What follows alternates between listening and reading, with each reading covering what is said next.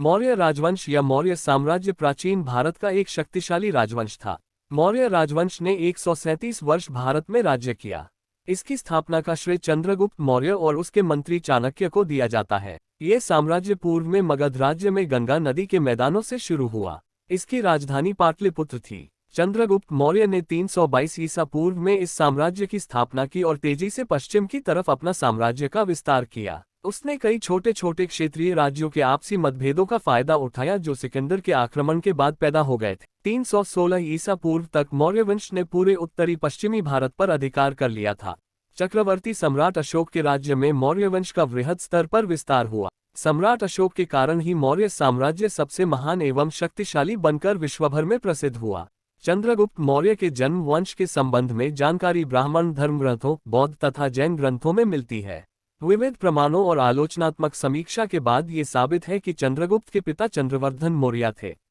उसका पिप्पलिवन में जन्म हुआ था। धनानंद ने उन्हें धोखे से हत्या कर दी। चंद्रगुप्त मौर्य का पालन पोषण एक गोपालक द्वारा किया गया। चंद्रगुप्त मौर्य का गोपालक के रूप में ही राजा गुण होने का पता चाणक्य ने कर लिया था तथा उसे 1000 में पण्ड में गोपालक से छुड़वाया। तत्पश्चात तक्षशिला लाकर सभी विद्या में निपुण बनाया। अध्ययन के दौरान ही संभवतः चंद्रगुप्त सिकंदर से मिला था। 323 ईसा पूर्व में सिकंदर की मृत्यु हो गई तथा उत्तरी सिंधु घाटी में प्रमुख यूनानी क्षत्रप फिलिप द्वितीय की हत्या हो गई। जिस समय चंद्रगुप्त राजा बना था भारत की राजनीतिक स्थिति बहुत खराब थी। उसने सबसे पहले एक सेना तैयार की और सिकंदर के विरुद्ध युद्ध प्रारंभ किया। 317 ईसा पूर्व तक उसने संपूर्ण सिंध और पंजाब प्रदेशों पर अधिकार कर लिया। अब चंद्रगुप्त मौर्य सिंध तथा पंजाब का एकछत्र शासक हो गया। पंजाब और सिंध विजय के बाद चंद्रगुप्त तथा चाणक्य ने घनानंद का नाश करने हेतु मगध पर आक्रमण कर दिया। युद्ध में चंद्रगुप्त से क्रूर धनानंद मारा गया। अब चंद्रगुप्त भारत के एक विशाल साम्राज्य मगध का शासक बन गया। सिकंदर की मृत्यु के बाद सेल्यूकस उसका उत्तराधिकारी बना। वह सिकंदर द्वारा जीता हुआ भूभाग प्राप्त करने के लिए उत्सुक था। इस उद्देश्य से 305 ईसा पूर्व उसने भारत पर पुनः चढ़ाई की। चंद्रगुप्त ने पश्चिमोत्तर भारत के यूनानी शासक सेल्यूकस निकेटर को पराजित कर एरिया, अराकोसिया, जेड्रोसिया, पेलोपोनेसिडाई के भूभाग को अधिकृत कर विशाल भारतीय साम्राज्य की स्थापना की। सेल्यूकस ने अपनी पुत्री हेलेना का विवाह चंद्रगुप्त से कर दिया। उसने मैक्स्थनीज को राजदूत के रूप में चंद्रगुप्त मौर्य के दरबार में नियुक्त किया। चंद्रगुप्त मौर्य ने पश्चिम भारत में सौराष्ट्र तक प्रदेश जीतकर अपने प्रत्यक्ष शासन के अंतर्गत शामिल किया। गिरनार अभिलेख के अनुसार इस प्रदेश में पुष्यगुप्त वैश्य सम्राट चंद्रगुप्त मौर्य का राज्यपाल था। इसने सुदर्शन झील का निर्माण किया। दक्षिण में चंद्रगुप्त मौर्य ने उत्तरी कर्नाटक तक विजय प्राप्त की। चंद्रगुप्त मौर्य के विशाल साम्राज्य में काबुल, हेरात, कंधार, बलूचिस्तान, पंजाब, गंगा यमुना का मैदान, बिहार, बंगाल, गुजरात था तथा विंध्य और कश्मीर के भूभाग सम्मिलित थे। लेकिन चंद्रगुप्त मौर्य ने अपना साम्राज्य उत्तर पश्चिम में ईरान से लेकर पूर्व में बंगाल तथा उत्तर में कश्मीर से लेकर दक्षिण में उत्तरी कर्नाटक तक विस्तृत किया था।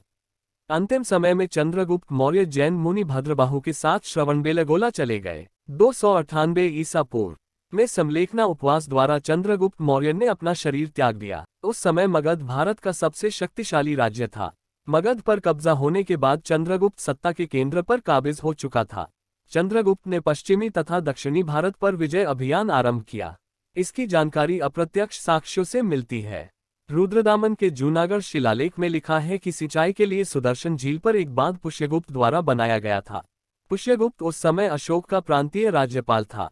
पश्चिमोत्तर भारत को यूनानी शासन से मुक्ति दिलाने के बाद उसका ध्यान दक्षिण की तरफ गया। चंद्रगुप्त ने सिकंदर के सेनापति सेल्यूकस को 305 ईसा पूर्व के आसपास हराया था। ग्रीक विवरण इस विजय का उल्लेख नहीं करते हैं पर इतना कहते हैं कि चंद्रगुप्त और सेल्यूकस के बीच एक संधि हुई थी जिसके अनुसार सेल्यूकस ने कंधार, काबुल, हेरात और बलूचिस्तान के प्रदेश चंद्रगुप्त को दे दिए थे।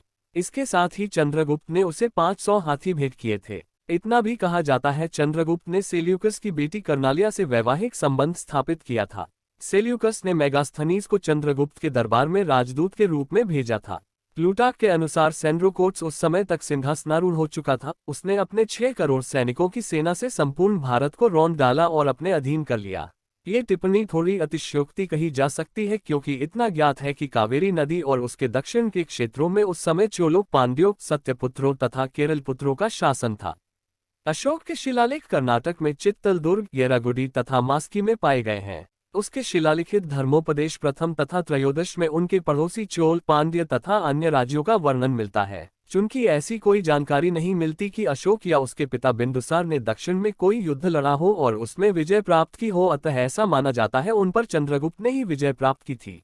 अपने जीवन के उत्तरार्ध में उसने जैन धर्म अपना लिया था और सिंहासन त्याग कर कर्नाटक के श्रवणबेलगोला में अपने गुरु जैन मुनि भद्रबाहु के साथ सन्यासी जीवन व्यतीत करने लगा था।